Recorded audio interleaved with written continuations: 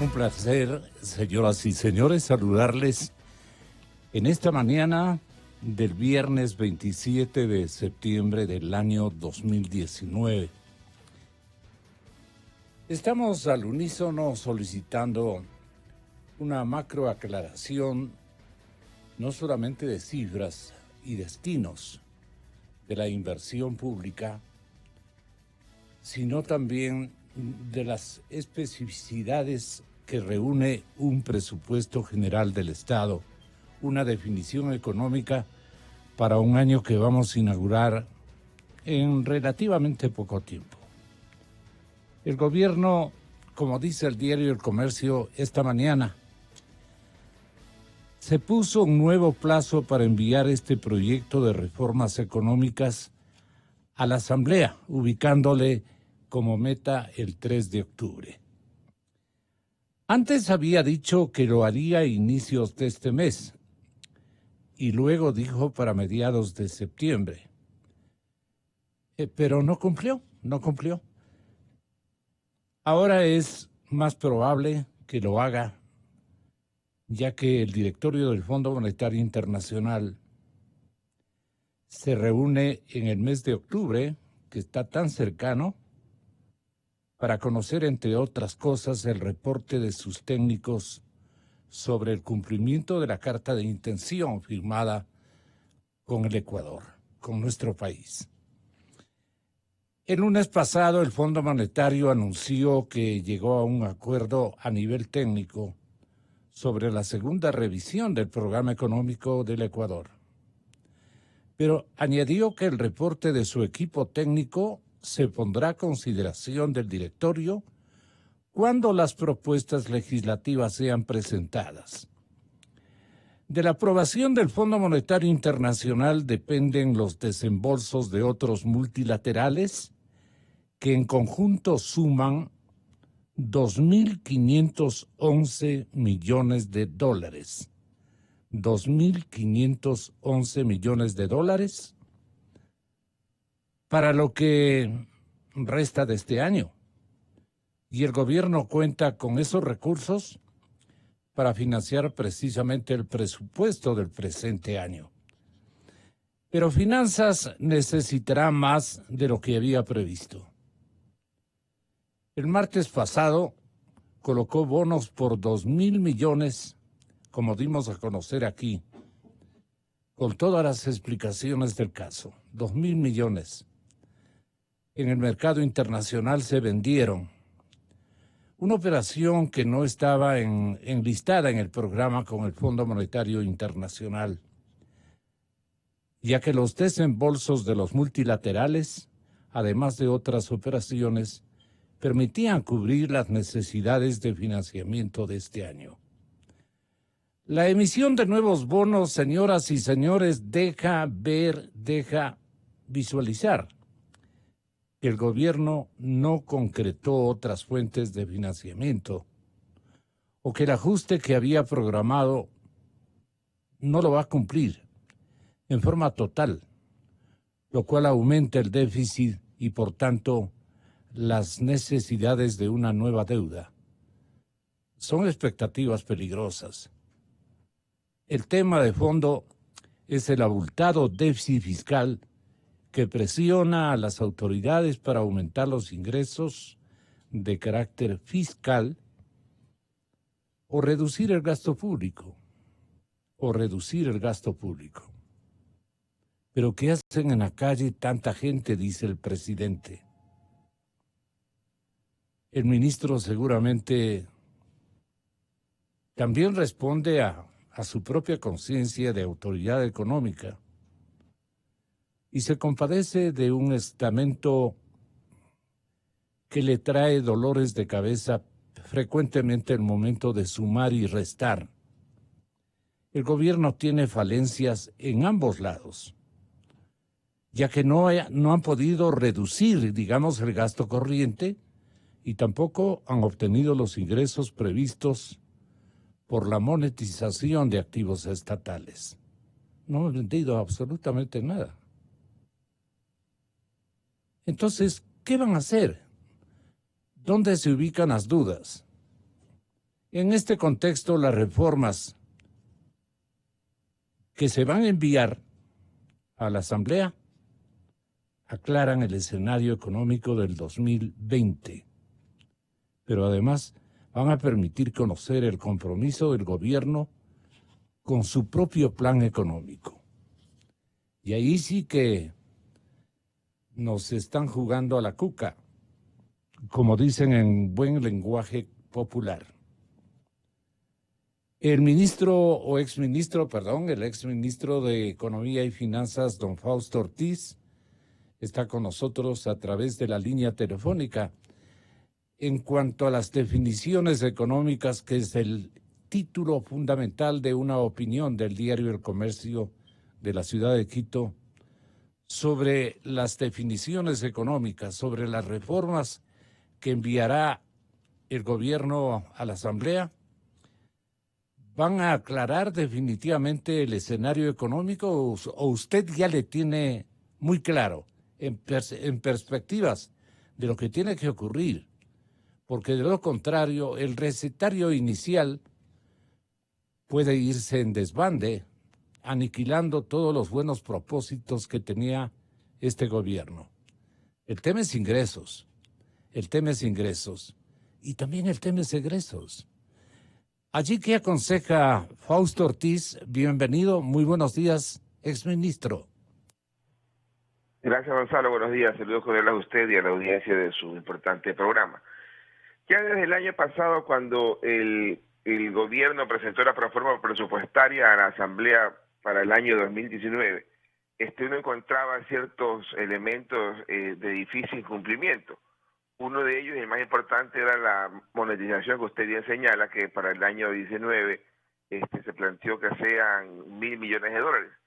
Y era difícil que se cumpla, pues sobre todo porque ya para la reforma del 2017 y 2018, el mismo gobierno había presentado ya en 2 ocasiones un rubro de ingresos de la misma naturaleza, y no lo cumplió ni en el 2017 ni en el 2018, y se veía complicado para el 2019, aunque había la expectativa de que pudiera tener algo mucho más concreto, porque venía apoyado con el Banco Interamericano de Desarrollo, que estaba acompañando el programa de monetización. Pero hasta ahora no hay nada claro de qué cosa es lo que van a poder generar en venta y para qué fecha.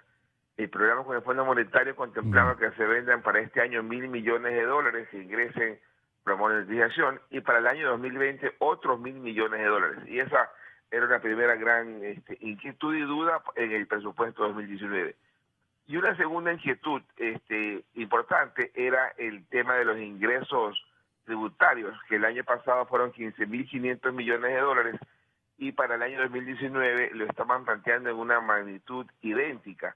Pero era difícil que cumplan los $15.500 millones o que iguale al año previo, porque el año previo tenía un elemento diferenciador, que fue la remisión tributaria, que generó más de $1.000 millones de forma extraordinaria, y no podías esperar que se repitan en el año 2019. Y esos 2 elementos entonces son los que te decían claramente que los números de presupuesto del Estado no iban a cumplirse.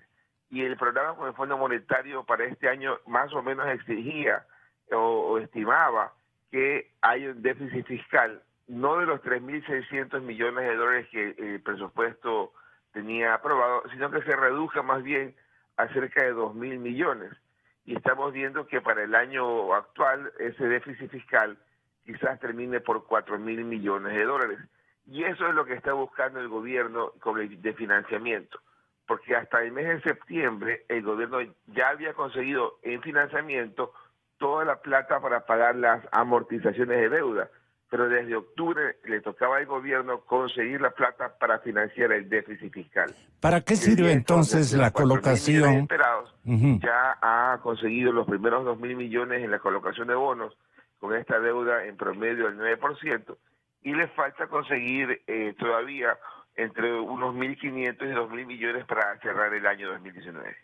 ¿Para qué sirvió entonces la colocación de los 2.000 millones en bonos? Va a servir para poder financiar el déficit fiscal que se va a acumular en el año 2019. Si uno mira las cifras de los resultados fiscales, encuentra que hay un déficit hasta ahora, un déficit de 1.300 millones de dólares, que es la cifra hasta el mes de agosto. Este déficit de 1.300 podría llegar hasta los 4.000 millones de dólares, y ahí es donde entra el financiamiento, a financiar aquella falta de ingresos sobre unos gastos que el gobierno no ha encontrado forma de controlarlos. No concretó el régimen otras fuentes de financiamiento, especialmente con venta de activos o algo por el estilo, algo más propio, de definición propia. Tenga la bondad. Claro, el gobierno planteaba que para este año iba a conseguir 1.000 millones de financiamiento por el lado de los ingresos en el tema de la monetización, y hasta ahora no tenemos concreto qué puede generarse en este mismo año. Por lo tanto, ahí hay unos 1.000 millones que están haciendo que se aumente. ¿Qué está en turno en términos de otros recursos, especialmente de monetización?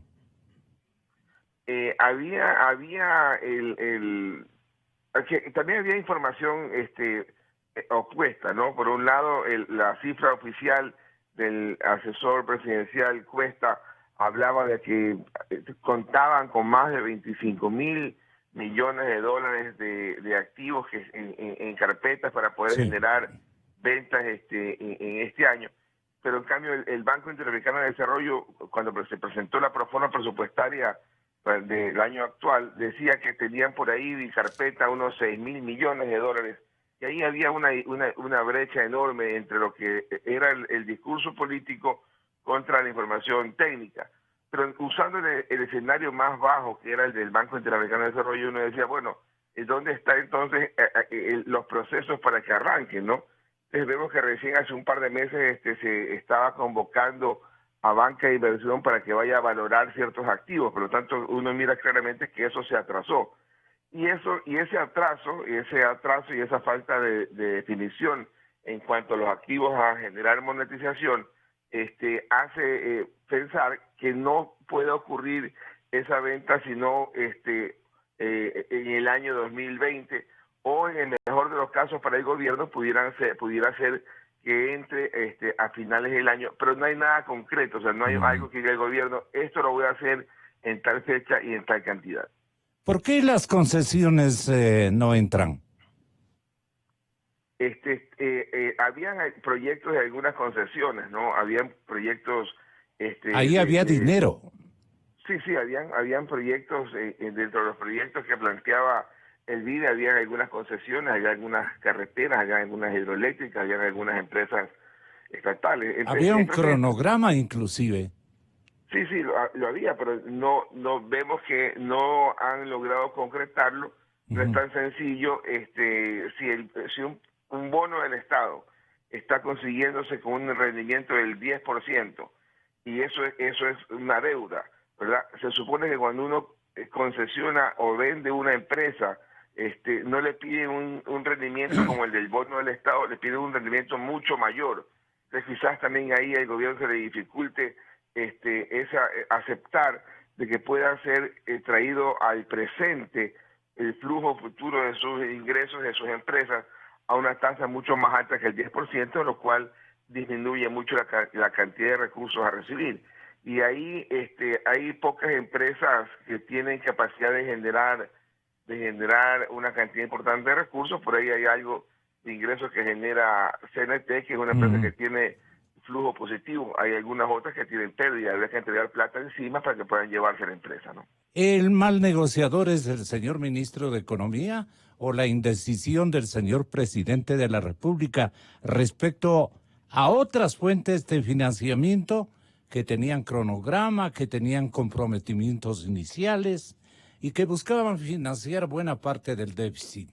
Pero ahora el cambio es estratégico, van a otro eslabón mucho más complicado social y políticamente.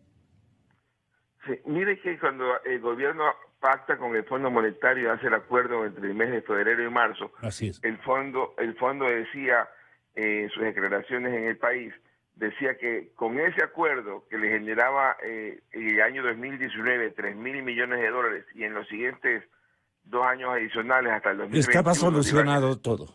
Estaba solucionado todo y que no necesitaba volver a los mercados internacionales por lo menos un par de años para darle a entender al mercado internacional que Ecuador estaba solucionando sus problemas y por lo tanto el riesgo país se le caiga bruscamente. Pero inmediatamente eso se estaba trabajando. Un mes antes el gobierno decidió colocar $1.000 millones en una deuda bastante cara.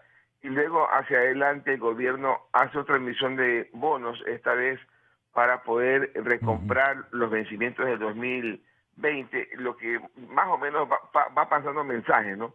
¿Por qué quieres recomprar los bonos del 2020 si supuestamente deberías ir esperando que la situación del riesgo país disminuya y entonces colócalo un poco más adelante? Es decir, no se nota una sensación de confianza en el gobierno, en el programa con el Fondo Monetario, en el cumplimiento del programa, que le permita agresivamente reducir el tema del riesgo país, el tema del costo financiero. Y en la misma línea, uno dice, bueno, ¿qué va a presentar el gobierno la semana próxima en lo que tiene que ver con reformas legales? ¿De qué manera el gobierno va a presentar la vía para lograr estos 1.500 o hasta 2.000 millones de dólares para el año 2020 en recaudación, en mejora de ingresos, que es el compromiso con el Fondo Monetario? Y en esa línea hay claramente 3 vías. La primera, que era la más conversada, es el incremento en el precio de los combustibles, incremento de quizás impuestos dentro de los combustibles para generar ingreso corriente.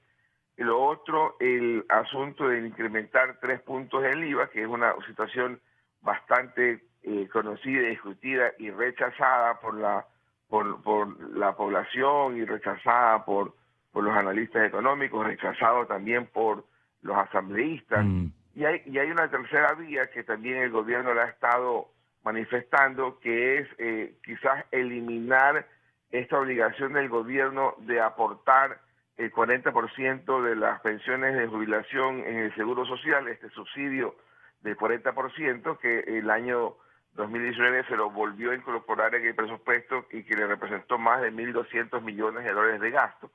Pero esa eliminación de ese subsidio del 40% de las pensiones debe venir acompañado por recargarle la mano al trabajador o al empleador, subiéndole quizás un par de puntos del aporte patronal y personal a cada uno. Es decir, cualquiera de las 3 opciones le permitiría generar esos ingresos que el fondo quiere, pero las 3 opciones son un golpe muy duro al bolsillo del pueblo ecuatoriano. Exactamente. Incluso la propia empresa privada que tiene a su delegado fundamental a cargo del Ministerio de Finanzas y Economía entraría en un plan de protesta, ¿no? Protesta y una reacción totalmente adversa a esa forma de aumentar ingresos fiscales. No por el lado de reducir el gasto. En la reducción del gasto más bien tenemos apetitos mal atendidos.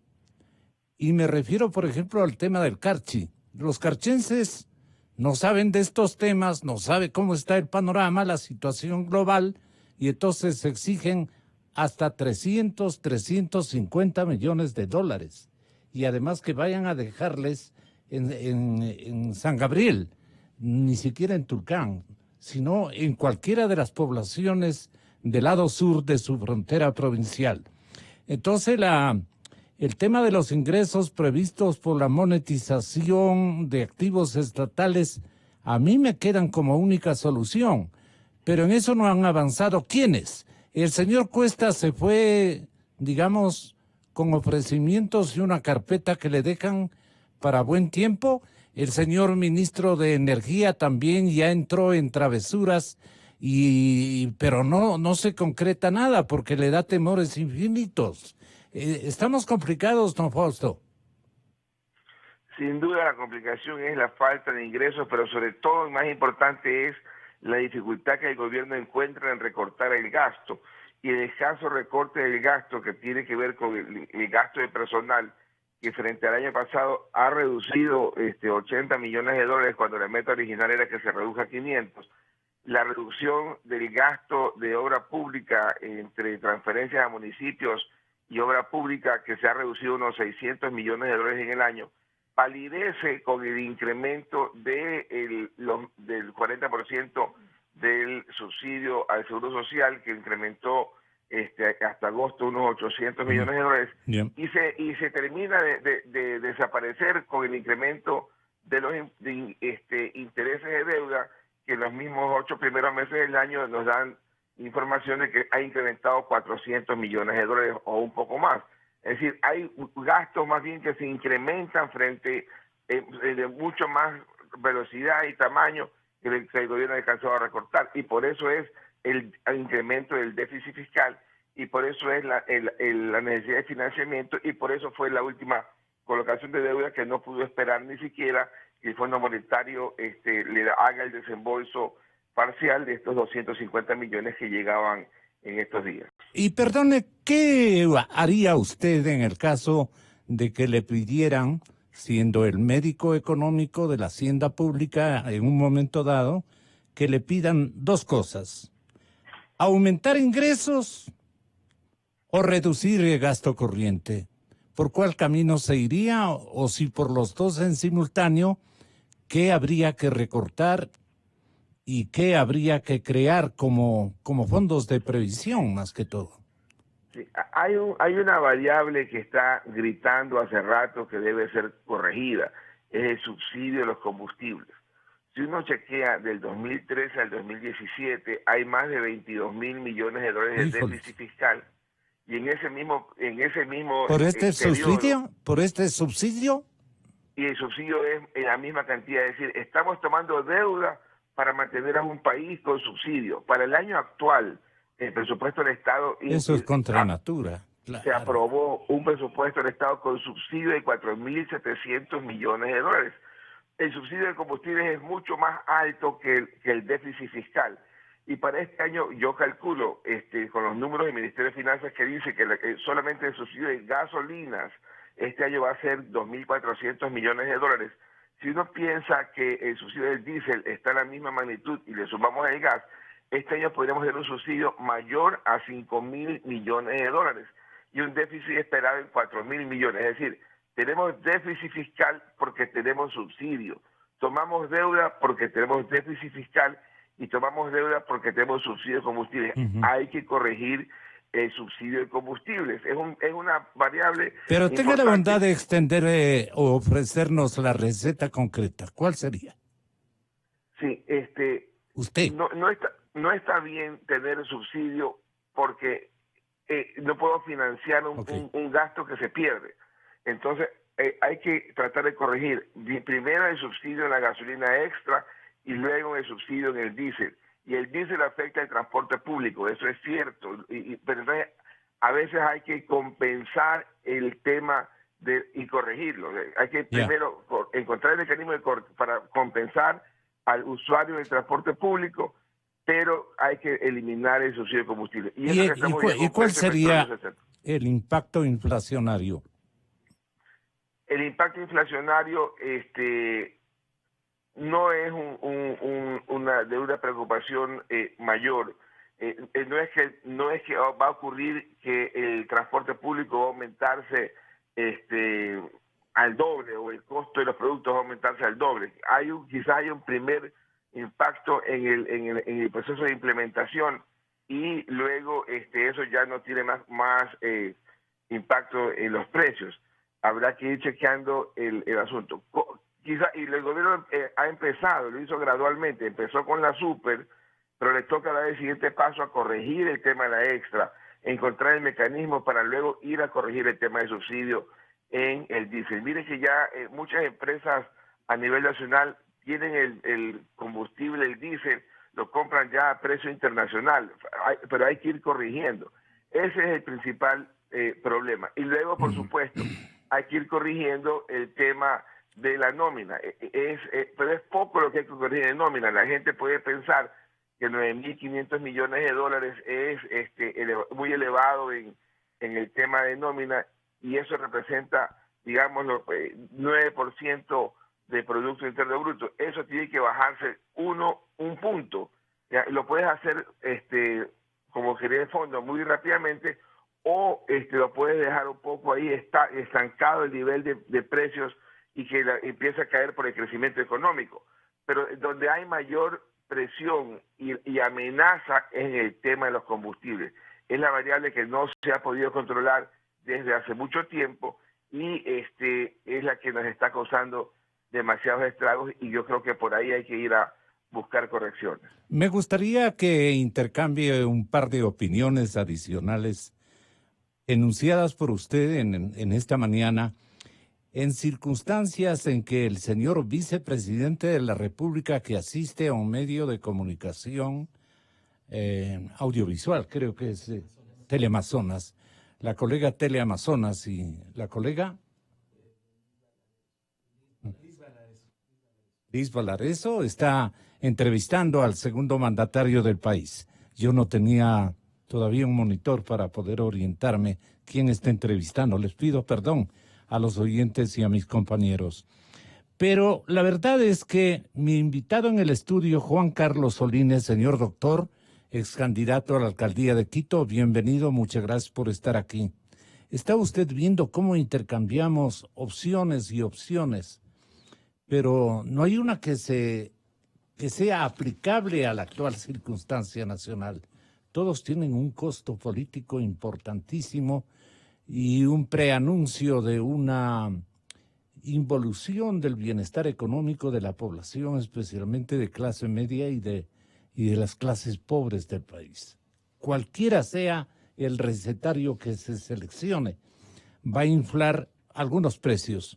Entonces, estamos en esa especie de cuarto de hora crucial. ¿Usted encuentra en las cifras soluciones concretas, y más que en las cifras de soluciones, en los apoyos políticos o menos agresividad política de reacción que tendrían algunas medidas que hay que ayudar al frente económico del gobierno y al señor presidente a seleccionarlas adecuadamente? Ahí, ¿cuál es su punto de vista? ¿Es menos gasto corriente, más ingresos? ¿Qué haría usted de padre de familia? Gracias, Gonzalo, por la invitación. Juan Carlos, bienvenido. Un saludo a toda la audiencia y un saludo a la distancia a Fausto. Le he escuchado con atención y creo que él ha esbozado varias alternativas. Es decir, no hay una receta mágica, pero ha esbozado varias alternativas que se tienen a la mano, con un distinto costo político, evidentemente. Pero aquí yo creo que es justamente... Pero además con un fantasma que se cierne sobre la dolarización. Sí, bueno, yo creo que la dolarización, digamos, ha sido precautelada hasta el momento, y no existen, digamos, elementos, digamos, de crisis frente a ese esquema monetario. Pero decía, Fausto esbozaba una cantidad de opciones que hay, ¿no? El aumento en el precio de los combustibles, la eliminación del subsidio que quedó inconclusa, el aumento del IVA, la monetización de activos que no se ha logrado tampoco, ¿no? Reducir el tamaño me parece que es el pecado de negligencia más terrible. Reducir el tamaño del Estado. Todos ellos, todas estas fórmulas que ha esbozado Fausto tienen un costo político, y por eso tal vez yo me quisiera referir a ese aspecto, porque bueno, Fausto, que es un economista y experto, ha dicho las recetas económicas, digamos, o las medidas que había posibilidad de tomar. ¿A usted qué quiere que le corresponda? Pero en este caso, haciendo el análisis del componente político, tenemos dos fenómenos que son importantes y no sé si Fausto coincida. El primero es que un gobierno cuyo partido, digamos, de alguna forma ha sido minimizado a su mínima expresión, valga la redundancia, donde no hay un proyecto político en marcha, sino que hay un gobierno en funciones, da paso a que... Perdona, ¿cuál es la diferencia? Que digo que al no existir un proyecto político, da paso a que actores dentro del gobierno estén, digamos, haciendo cálculos Especulando. políticos, especulando con cálculos políticos Impactos. y no se tomen las decisiones que deben tomarse, midiendo el costo político, porque cualquiera va a tener un costo político. Ya vemos que ese llamado que se hizo a una unidad nacional, a un gobierno de concertación, a un gran acuerdo nacional, no tuvo eco. No tuvo eco justamente porque los partidos políticos han tenido también su propio cálculo. Entonces no han querido vincularse ni apoyar al Este gobierno. momento de Moreno necesita un cirujano. Pues, entonces, claro, ¿qué es lo que ha dicho la Asamblea y los partidos políticos de la Asamblea antes de que mande el paquete de reformas el Ejecutivo? Nosotros no vamos a apoyar ningún aumento de Eso impuestos. dicen todos. ¿No? Ningún aumento de impuestos. Claro, todos están jugando ya, aunque todavía no debería ser año electoral, todos están ya jugando a las elecciones del 2021. Y vemos que el tablero, ¿no?, tiene ya dos actores externos al gobierno, Lasso, Nebot, pero vemos también que hay actores dentro del gobierno que quieren comenzar a promoverse. Entonces, claro, cuando al interior del gobierno, quienes están llamados a tomar medidas, tienen ya algún tipo de preocupación política o tienen miedo al costo político que puede tomar estas medidas, claro, se vuelve cuesta arriba. Yo creo que el presidente Moreno tuvo, digamos, la valentía, sacrificó parte de su capital político al tomar la decisión de llegar a un acuerdo con el Fondo Monetario y los organismos internacionales. Eso fue un paso, pero ese paso implicaba también tomar medidas y implicaba responsabilidades por parte del Estado. Responsabilidades que Fausto ha mencionado varias opciones, tienen un costo político. Y ese costo político, Gonzalo, hay que asumirlo. Y quien lo puede asumir son funcionarios de gobierno que no estén jugando a la política presidencial. A la política, exacto. Tiene que ser tomado por funcionarios que, ante todo, quieran precautelar que Lenín Moreno, el presidente en funciones, termine de la mejor manera su periodo y haciendo las cosas más responsables que pueda y que tenga posibilidad. La cadena Democracia siempre en procura de ejercitar, por lo menos en ilusión, en planteamiento, en insinuación, un país realista. Nos cabe la satisfacción de haberle invitado en el curso de esta semana al exministro César Robalino, Fausto y Juan Carlos. César Robalino tiene una receta que me parece que es a la avena. Aquí está la receta que nos dio esta antevíspera. Yo creo que ni Jaime, ni Guillermo Lasso, ni Gustavo, ni nadie se puede oponer a sentarse con el presidente, pues van a aceptar sentarse y conversar para tratar de hacer un esfuerzo y llegar a un acuerdo. ¿Por qué? Porque el día de mañana, si el señor Lasso quiere ser presidente, si Jaime Nebot quiere ser presidente, si Gustavo Larrea quiere ser, o cualquier otro, requieren de un escenario más o menos así es, normal, razonable. Porque si no, el día de mañana, ese presidente de la República dirá lo que dijo Camilo Ponce Enríquez, que en paz descansa. No me han nombrado presidente, sino síndico de una quiebra. Eso va a decir cualquier persona que sea presidente el día de mañana. Entonces hay que tratar de cooperar con el gobierno, no porque alguien sea gobiernista, como decía León, sino porque el país requiere un clima de estabilidad y de toma de decisiones en la parte económica. ¿Para qué? Para crear condiciones poco a poco, para que la economía deje el estancamiento. ¿Qué debería ser entonces, yo diría, la estructura periodística de intermediación, en este caso, convocar a los líderes, a los que quieren ser y a los que ya se van, pero que los tres están comprometidos con el destino nacional? Este instante, Juan Carlos Solines. Sí, efectivamente, yo coincido y suscribo lo que acabo de escuchar. No había escuchado las palabras de César Robalino y me parece que es justamente a lo que iba dirigida mi anterior intervención. Es decir, se necesita un acuerdo político para rescatar al país, sacar de la crisis. No podemos salir de la crisis sin costo. Es decir, lo que sucedió en los 10 años del correísmo hizo una mella muy profunda. Y no se puede pensar que el Ecuador va a salir gratuitamente. Es decir, tiene que haber un costo. Que se produzca la venta de activos improductivos del Estado es importante, pero hay medidas más de fondo que tienen un costo político, mayor o menor, y que tienen que ser asumidas. tienen que ser asumidas de manera responsable. Y los actores políticos, en lugar de estar jugando al cálculo y decir yo no me presto a eso, yo no apoyo esto, tienen que sumar esfuerzos porque es el país el que está. Yo creo que el país necesita una dosis de responsabilidad de sus líderes. ¿No? Yo, por ejemplo, yo no tengo ninguna consultoría ni tengo ninguna función en el Estado, pero he estado tratando de contribuir en la medida de mis conocimientos y en el área de mis competencias, de contribuir, de hacer observaciones, de contribuir a proyectos de ley que el gobierno está sacando adelante, de tratar de ayudar, por ejemplo, en el tema de las filtraciones, ¿no? Dar opiniones, aportar, no lavarme las manos y decir, a ver, yo quiero una candidatura en el 2021, entonces mejor me mantengo lejitos o mejor... No, porque es el país el que está de por medio. Entonces yo creo que... A mí me cancelaron una entrevista, uno de los dos mencionados, precisamente porque no era tan conveniente. Dejó César Robalino pendiente esta convocatoria. Claro. Y el llamado que hace César Robalino es muy puntual. Le dice, a ver, señores precandidatos, ¿no? Siéntense con el presidente y busquen una solución si quieren ser ustedes candidatos y eventualmente presidentes. Porque, ¿qué es lo que quieren recibir? ¿Un país en soletas? ¿O quieren que se posponga la toma de decisiones para que ellos sean a los que les reviente la bomba en la cara? Sí. ¿No? Entonces es un tema de responsabilidad. Y lamentablemente en el país lo que menos hemos tenido en los últimos años y de la dirigencia política del más alto nivel es responsabilidad. Yo les tenía justamente a ustedes, señores candidatos a la presidencia de la República, esta sugestión del señor economista y exministro en la cartera de Economía y Finanzas, César Robalino Gonzago, con toda su experiencia, con su sabiduría y también con autenticidad, con realismo. Les dice, a ver, vengan, siéntense, configuren una cumbre y solucionen el problema.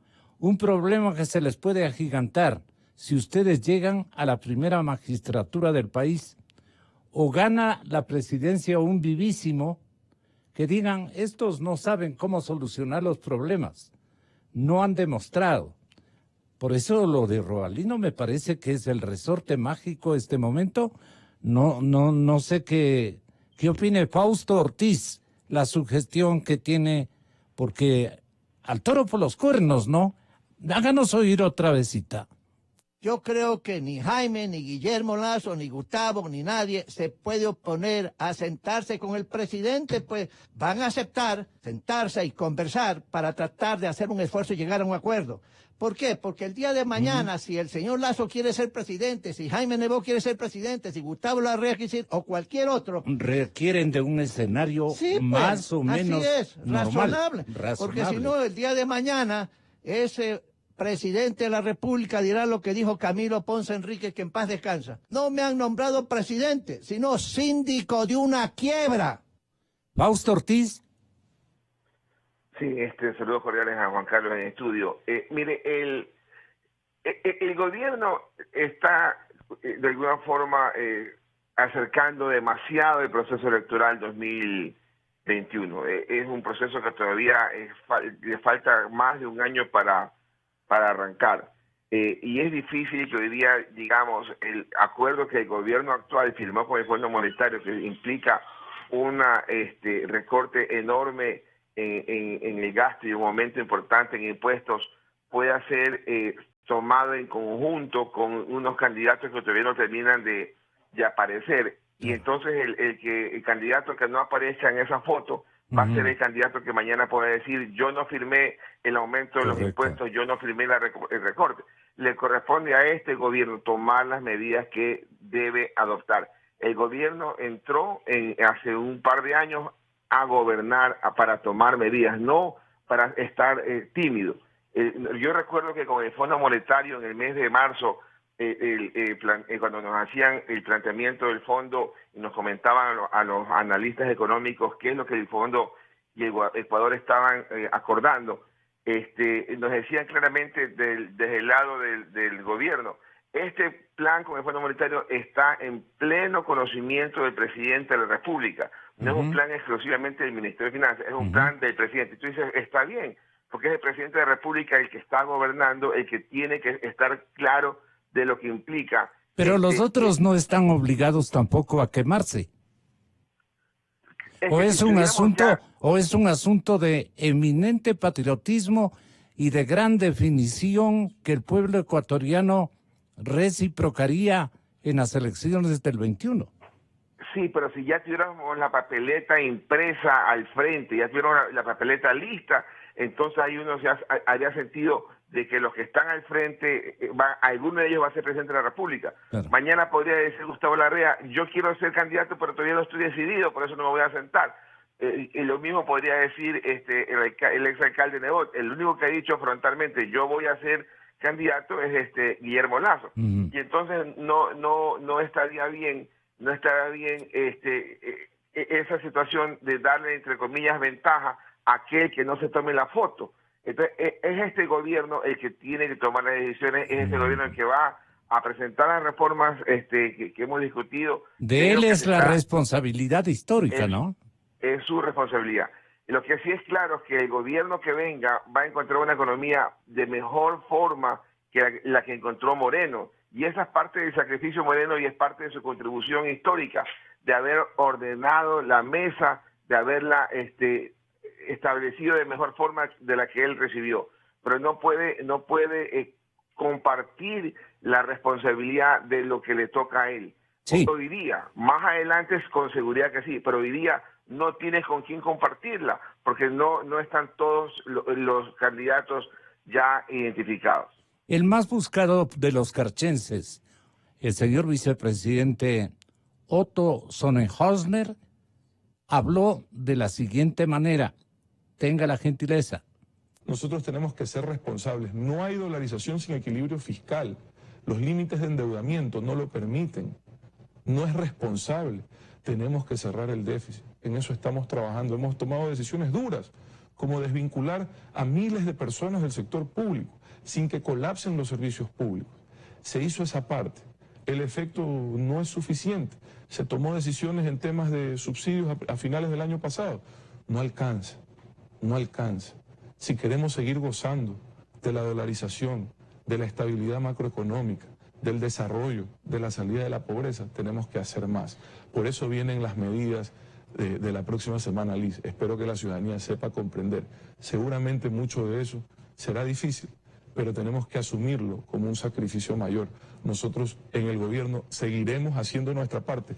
En lo particular, en la parte que me toca administrar a mí, lo he demostrado, respetando los recursos públicos como lo que son, sagrados. Para mí, cada dólar que yo le ahorro al Estado, desde lo que está en mis manos, cuenta. Y así se lo transmitimos con el presidente todos los días a los ministros. ¿Cuándo será enviado ya este paquete de reformas?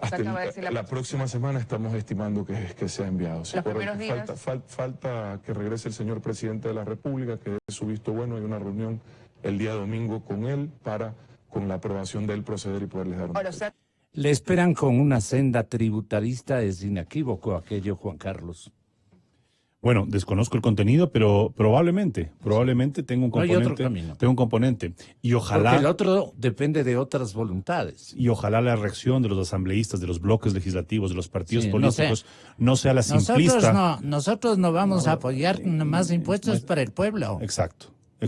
No puede ser esa actitud simplista, ¿no? Que es la que ha dominado históricamente el país, ¿no? De decir, nosotros no colaboramos, nosotros no nos lavamos las manos cual Poncio Pilatos, ¿no? Y que el país se hunda. Correcto. Y no aprobamos las reformas. Los asambleístas tienen que asumir parte de la responsabilidad. Y tal vez en eso difiere un poco de la opinión de Fausto, que decía que esto es un tema que le toca responder al gobierno y que el gobierno tiene que asumir los costos. Sí, pero también los otros actores, porque los otros actores pueden bloquear las iniciativas del gobierno. Es decir, si es que ahorita hay un paquete de reformas de ajuste que va a implicar sacrificios, tienen que aprobarlo, porque si no lo aprueban, el gobierno se queda, digamos, de brazos cruzados, porque no puede hacer nada más.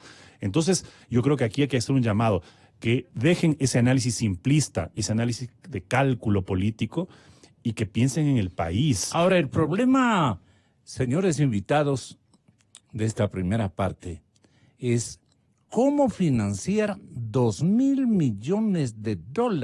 Esa es la necesidad más importante. Ya en números asciende a $2,000 millones. Ese es el déficit fiscal. Es el déficit, la necesidad fiscal. Inminente. Pero... Entonces, financiar eso, bueno, va a ser una carga tributaria impactante. Y las consecuencias de esa carga tributaria, no en las reacciones de la gente que saldrá a las calles, habrá una huelga nacional, todo lo que suelen hacer los señores dirigentes sindicales. ¿Por qué no ofrecen otro recetario que se aplique a una realidad social y económica, no? Porque es difícil. Se puede ser creativo, es decir, Fausto ha mencionado muchas de las opciones para reducir ¿En qué ha pensado usted, por ejemplo? Pero se puede pensar, no, yo no soy un experto economista, pero se puede pensar en opciones, digamos, fuera de las que ha mencionado Fausto, que tengan un impacto, pero todas van a tener un impacto social. Es decir, se puede seguir, por ejemplo, me parece que la línea correcta es la que acabamos de escuchar del vicepresidente, ¿no? El vicepresidente diciendo ahorrando cada centavo que se puede ahorrar, ¿no? Reduciendo todo lo que se puede reducir. Yo creo que el Estado se puede reducir todavía más. El Estado se puede reducir todavía más. Sí, que tiene también un costo, sí, tiene un costo. Que el presidente ha dicho que va a haber gente en la calle, sí, pero es que paralelamente se debe atraer la inversión externa, la inversión privada, para que se genere empleos en el sector privado. ¿Y que la debe monetización?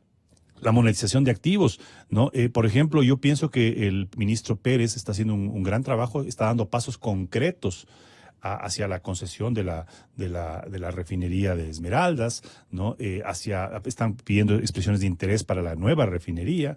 Es decir, hay pasos. Pero sin dejarnos aprovechar de los chinos tampoco, pues. Evidentemente, sin cometer los errores que se cometieron durante la anterior administración, pero digamos que se pueden dar pasos concretos. Lo que decía en ese momento el vicepresidente me parece que es el camino correcto, pero si es que eso no tiene un acompañamiento, y en eso quiero insistir, si es que eso no tiene un acompañamiento político de las fuerzas políticas que tienen que dar paso a ciertos ajustes, a ciertas reformas, entonces estaremos simplemente quedándonos en la mera intención y en el mero proyecto, ¿no? Y la situación se seguirá agudizando, claro, poniendo en riesgo incluso la propia dolarización. ¿Qué informe tiene Joana Ramos respecto del déficit fiscal, el número 5, compañeros? Quedan casi 2 meses para que el 2019 termine y a la fecha el gobierno sigue gastando más de lo que ingresa al bolsillo del Estado. El déficit hasta agosto alcanzaría los 2.000 millones de dólares. Hay cifras que el gobierno indica que podría estar llegando a 1.500, 1.800 millones, pero otros analistas señalan que podría ser superior a lo que el gobierno espera. ¿En función de qué?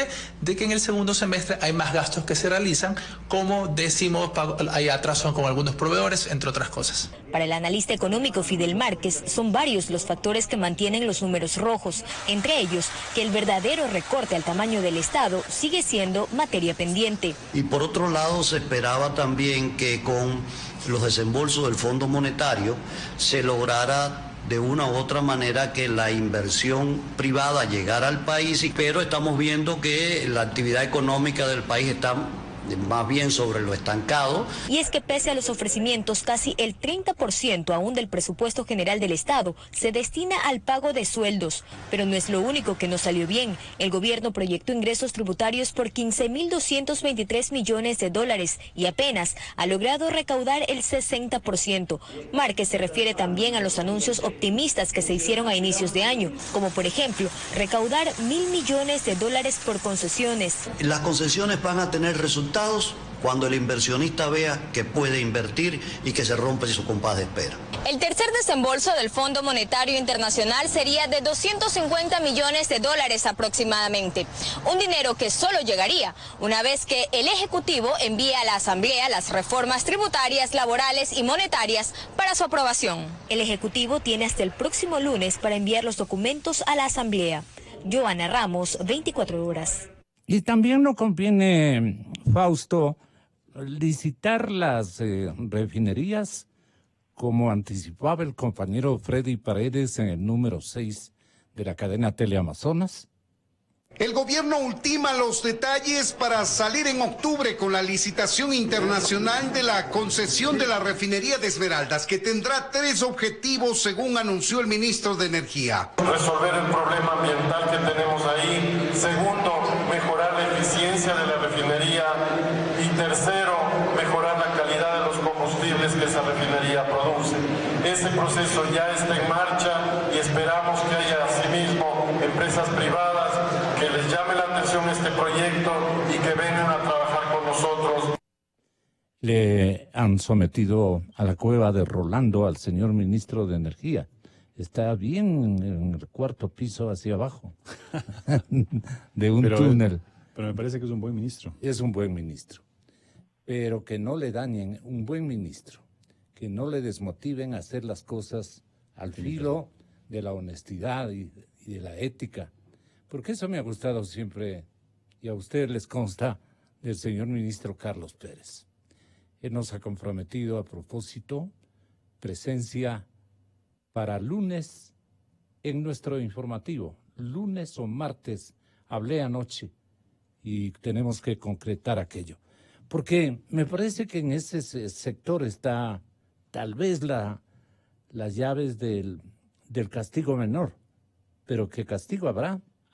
Claro, pero el tema de las concesiones, por ejemplo, el tema en general de la inversión privada, extranjera, nacional. Esa es la solución. Es un tema de generar confianza, y en eso y también, es el ministro adecuado. Sí, entonces, por ejemplo, un ministro que inspira seriedad, que hace anuncios concretos, porque la crítica que se le hacía a Santiago Cuesta, que aparentemente estaba encargado del tema de la monetización de activos, era justamente que se lanzaban, digamos, anuncios sin sustento, sin tener claridad, y eso más bien ahuyenta a los inversionistas serios, porque dicen, pero por ejemplo, declaraciones que también me parece que son valientes, como las que ha tenido el presidente Moreno en contra de la dictadura de Venezuela, ¿no?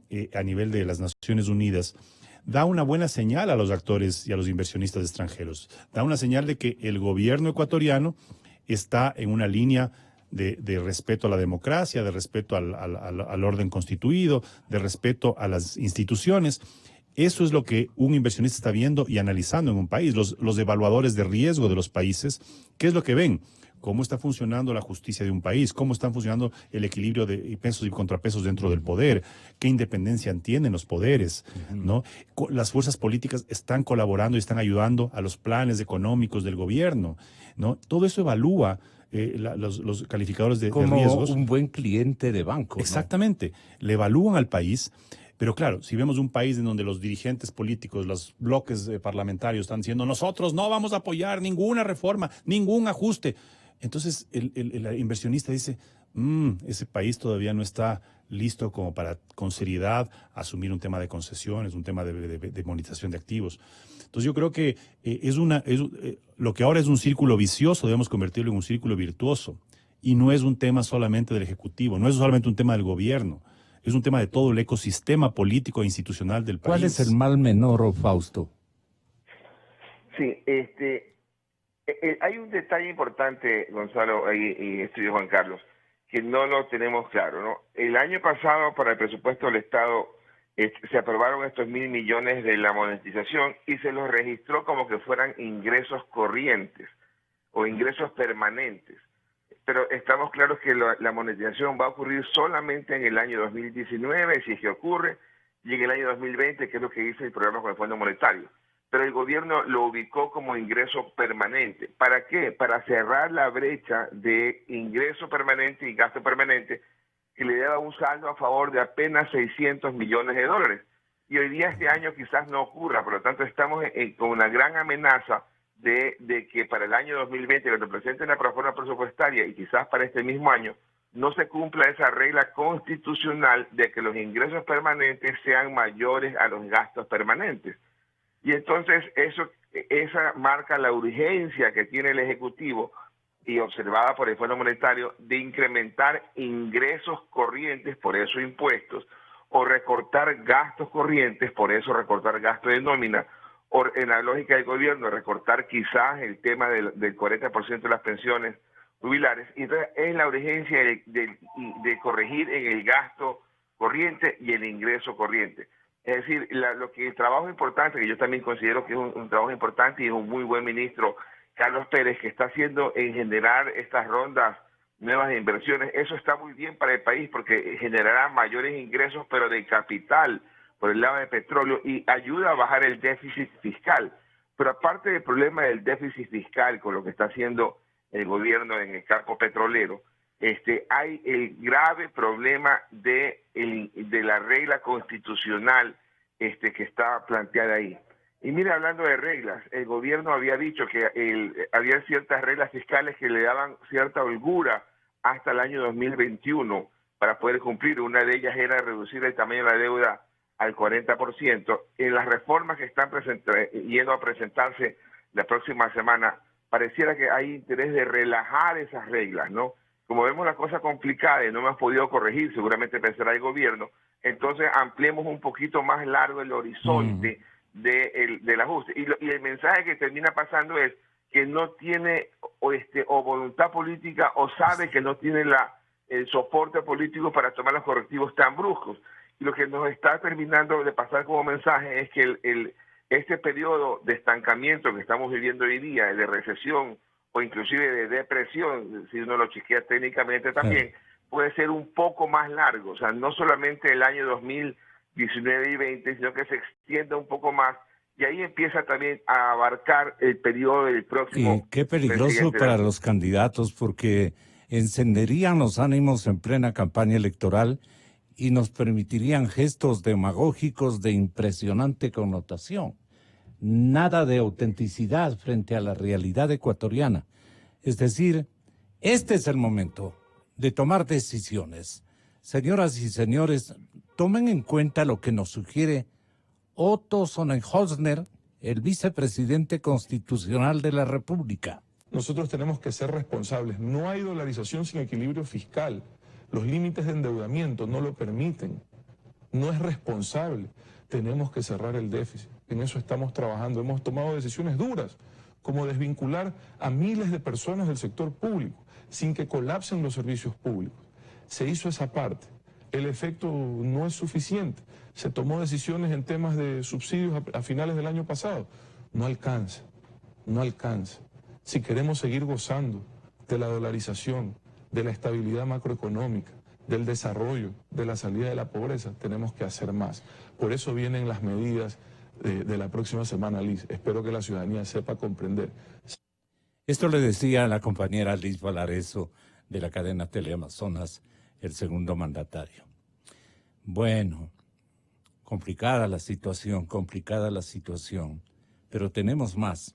Nos vamos al Carchi este momento con un final de Perspectivas de Juan Carlos Solínez en el estudio. ¿Respecto al Carchi? No, respecto a la economía, respecto a la política, respecto a lo que nos viene. Sí, yo creo que... con campaña electoral presidencial y todo, ¿no? Con una campaña inusitadamente adelantada. ¿Y por qué no nos demuestran su sabiduría los señores candidatos a la presidencia?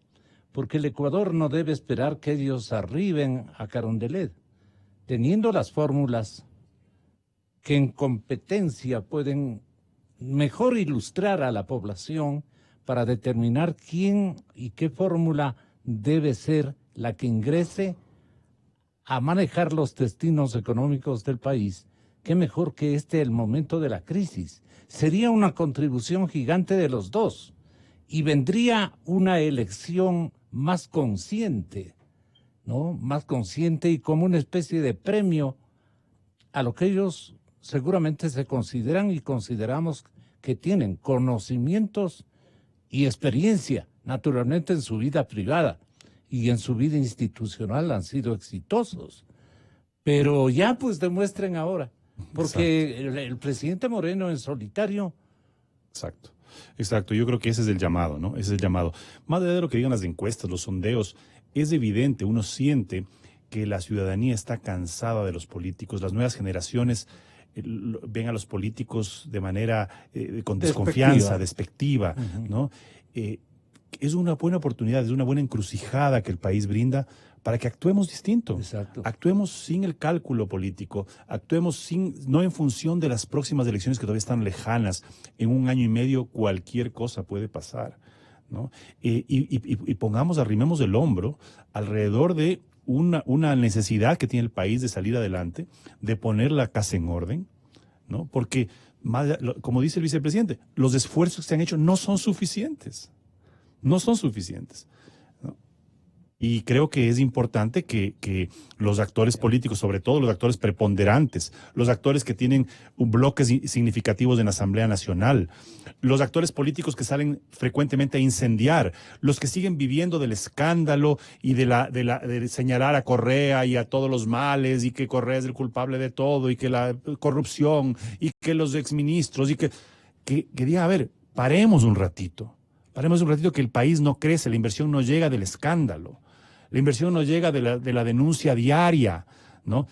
La justicia que opere, la fiscalía está operando, todos los días hay audiencias y la fiscalía está trabajando por que se genere una justicia adecuada frente a los... Pero el Consejo de la Judicatura, puro ofrecimiento.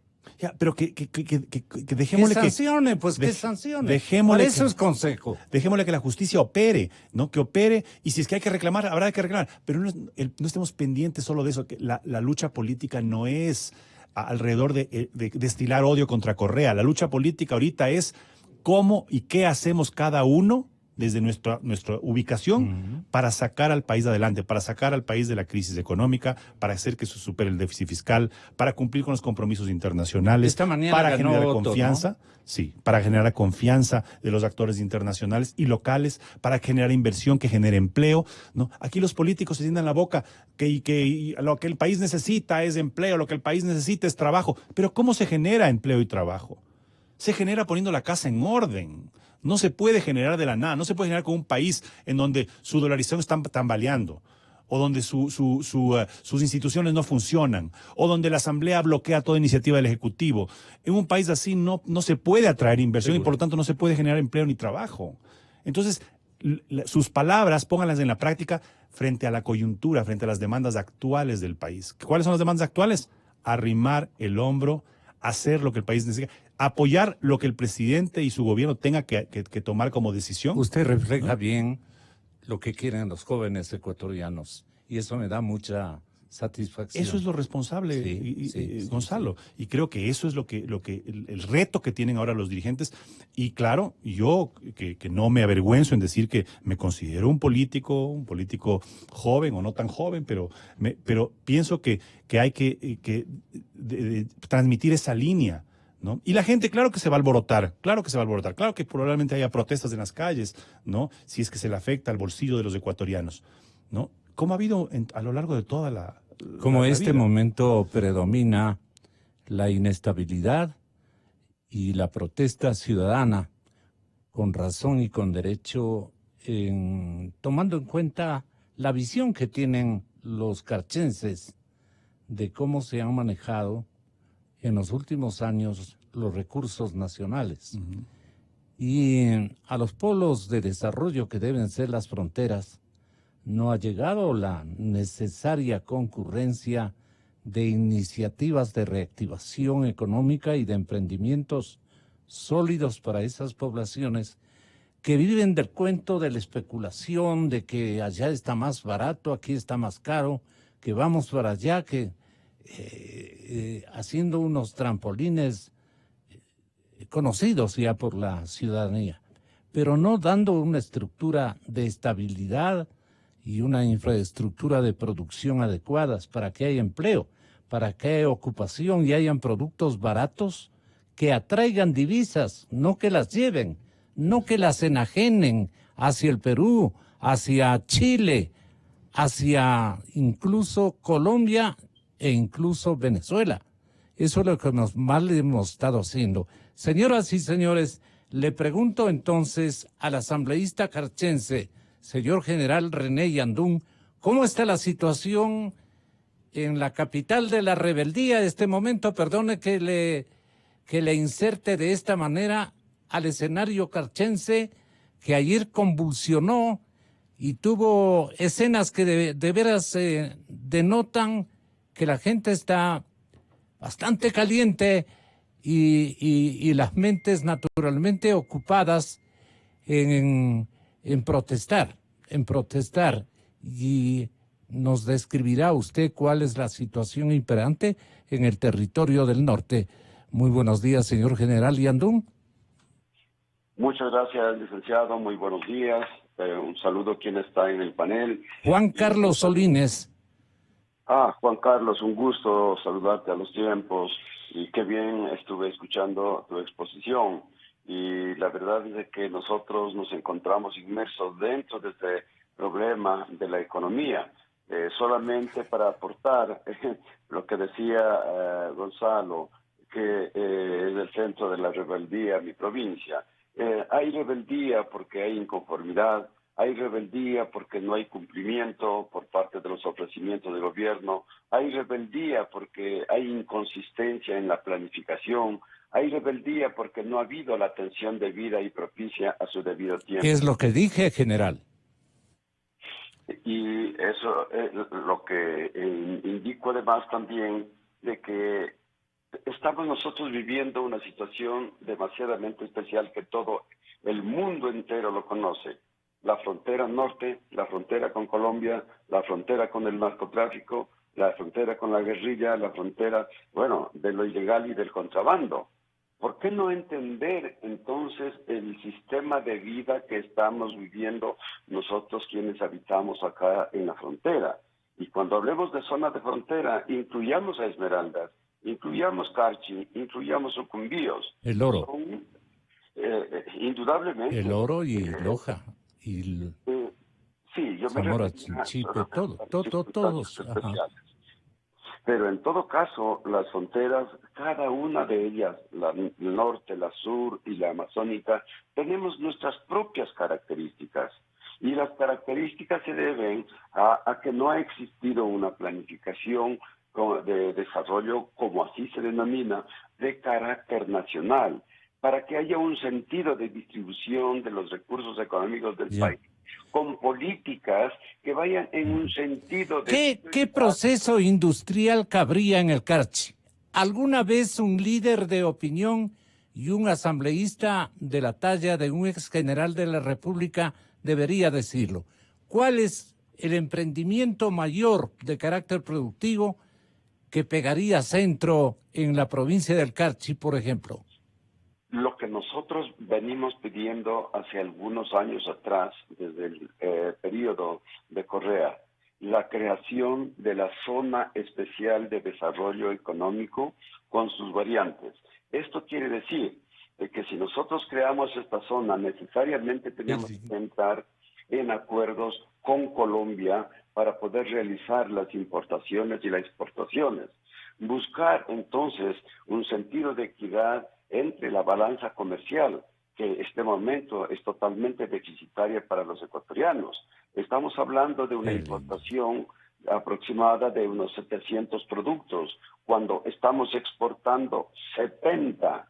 Entonces, de industrias, si hablamos de industrias, a lo mejor la competitividad no nos va a permitir crear esa industria, porque justamente hoy había preguntado cuánto es el valor de $1 en pesos.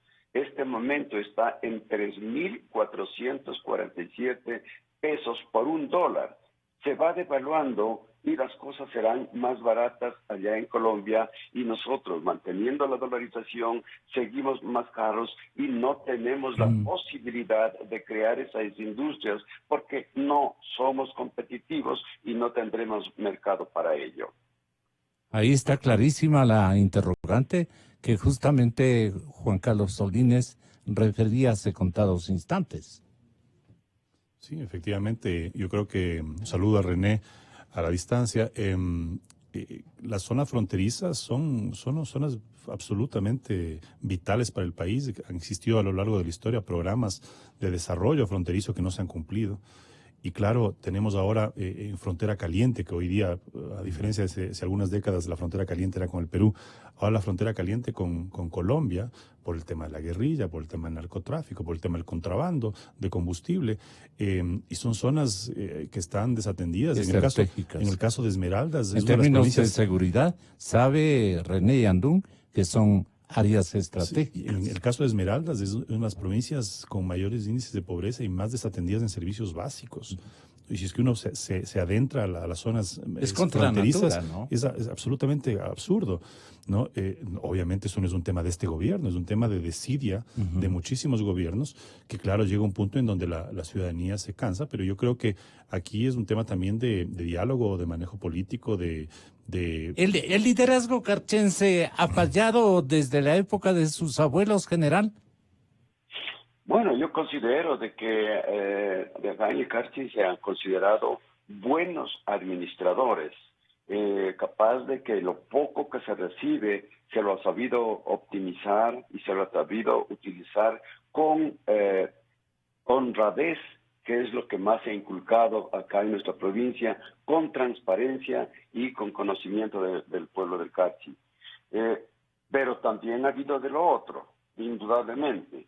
Pero sin embargo, creemos que las asignaciones que se está recibiendo por parte del gobierno, especialmente para el área rural, ¿quién maneja el área rural? Las juntas parroquiales.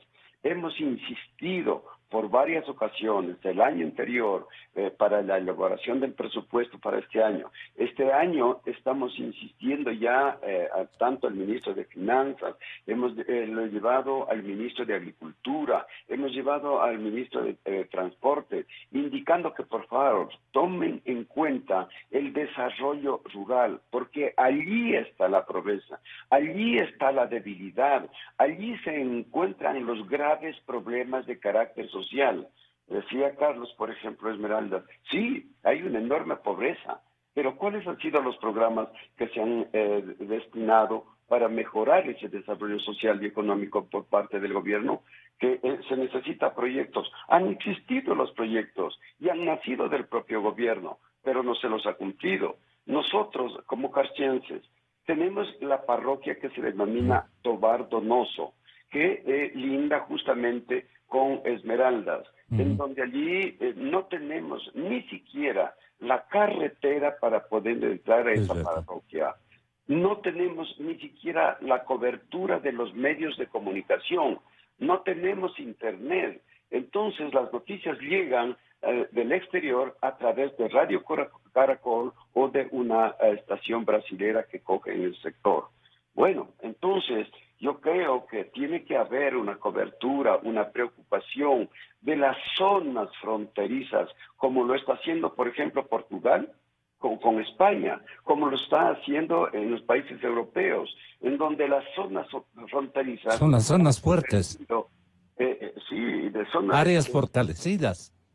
De mucho comercio y de muchísimo turismo. Y con eso el desarrollo de una maravilla que tuve la oportunidad de visitar, por ejemplo, la frontera entre Portugal y España, en donde a lo largo de todo el sistema o la línea fronteriza se habían creado polos de desarrollo turístico que da una envidia de cómo la preocupación se ha dedicado para las zonas de frontera. Y mucho más, mucho más.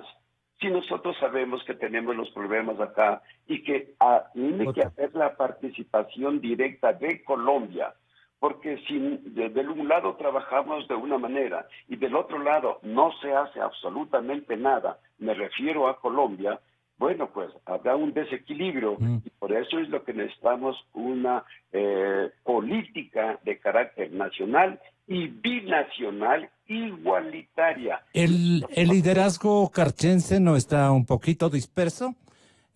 ¿Usted cree que podemos encontrar un sólido producto de queremos esto de parte de las voces de todos los ciudadanos de la provincia del Carchi? Porque el señor vicepresidente nos dijo hace contados instantes. Es decir, no se necesita hacer eso para hablar con el gobierno nacional. Nos parece desmedida completamente. Y nos parece que los mayores perjudicados son los propios carchenses a quienes quieren defender. Pero ¿cuál sería la postura del gobierno en caso de que se mantenga esa medida? Porque ellos muestran una actitud inflexible. La misma de siempre, y la inflexibilidad es de ellos. Ellos quieren decirle al país que hay que hacer eso para dialogar con el gobierno nacional.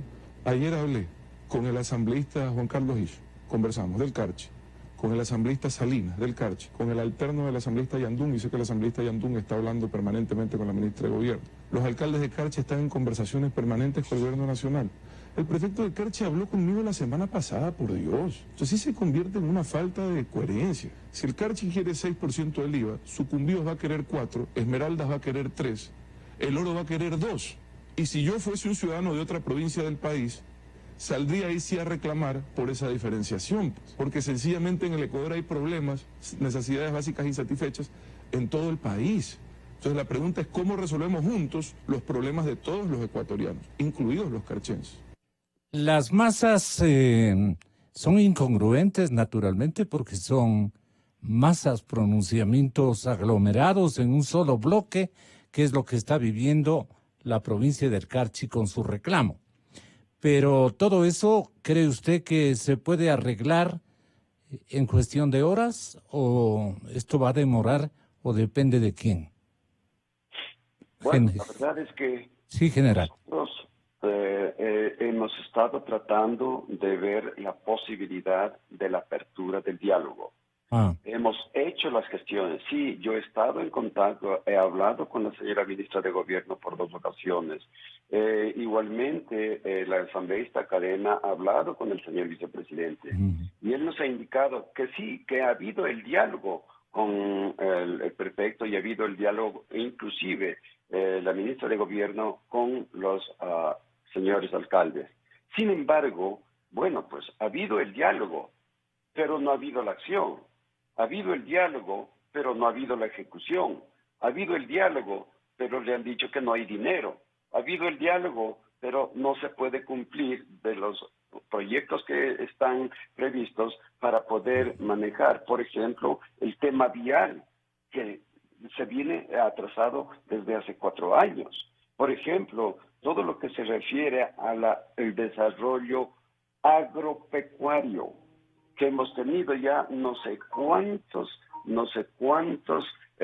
ministros que han venido, han visitado y nos han indicado que es necesario la mecanización, que es necesario el cambio de semillas, que es necesario trabajar con la investigación a través del INIAP.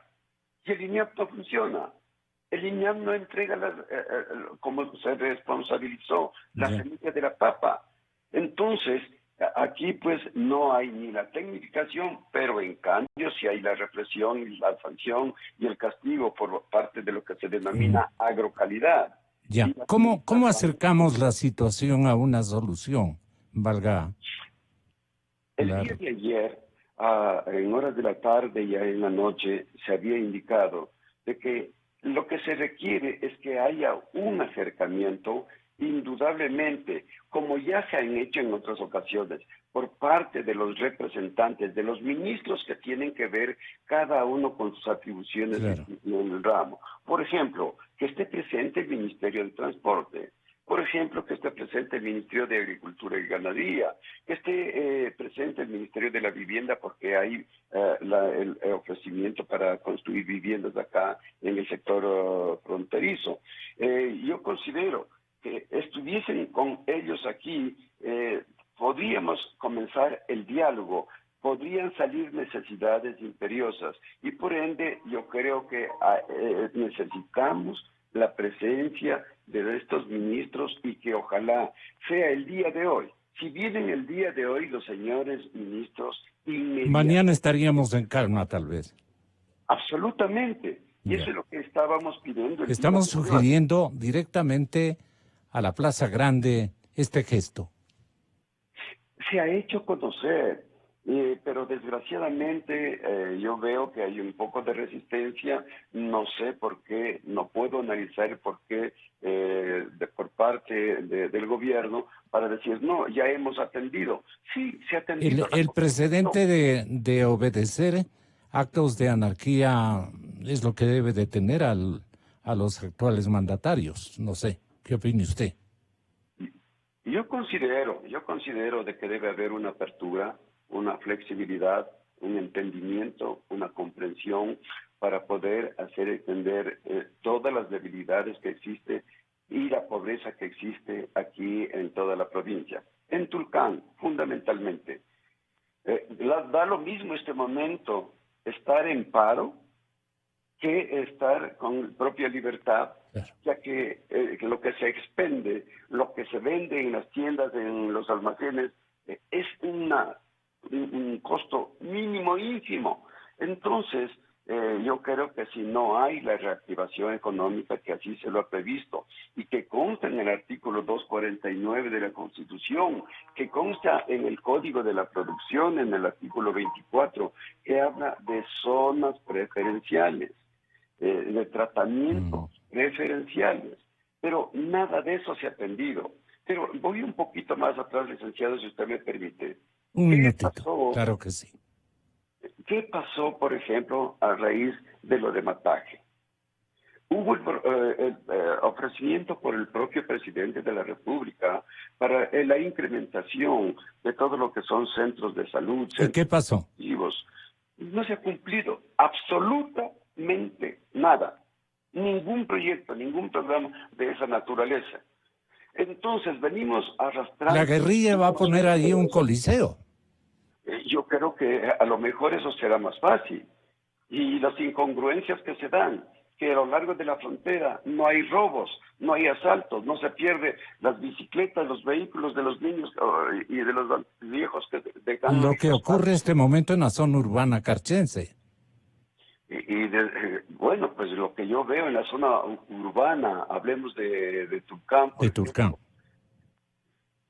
Los almacenes... Todos, en el anuncio se vende, se alquila, se arrienda. Claro. Por otro lado, estamos llenos de migrantes venezolanos que no han podido llegar hasta el interior. ¿Y qué están haciendo allí? ¿A qué se dedican en general? Bueno, se dedican al negocio inhumano. Hablemos de la prostitución, hablemos hasta del robo, del asalto, de la intimidación a la gente pobre, a nuestra gente campesina. Entonces, ¿qué es lo que está sucediendo? Que es una descomposición social la que se está brindando, porque no existen fuentes de trabajo. Y a ello es lo que llegamos nosotros. Las fuentes de trabajo que hemos tenido toda la vida es la agricultura y la ganadería. Pero si no hay el aporte, no hay la disminución de impuestos y aranceles, si no hay la calidad de agroquímicos, de fertilizantes, que prácticamente son más costosos y de menor calidad de los que se expenden en el Ecuador. Más vale contar en Colombia o en el Perú, que son de mayor calidad y que ellos nos darían un mayor rendimiento acá a la provincia. Entonces, eso es lo que se está reclamando para poder ser competitivos. Como yo decía extra micrófonos, licenciado, producir un quintal de papas acá en nuestra provincia nos cuesta entre 6 y 8 dólares dependiendo del tipo de papa. Producir ese mismo tipo de papa en Colombia o en Perú cuesta 3 dólares. Entonces, estamos en una desproporción, estamos siendo, pues, más bien invadidos por el contrabando y que con la quiebra correspondiente de los pequeños, medianos y grandes productores en la agricultura. Así que eso es lo que está pasando y eso es lo que queremos dialogar, eso es lo que queremos ver cómo solucionar, licenciado. Estamos con su causa, créame, general. Ojalá en las próximas horas las cosas se solucionen. Aspiramos. Buenos días, general. Saludos a los carchenses. La cadena Democracia transmitiendo desde Quito, Ecuador. Exa y Democracia, los multimedios que informan la verdad.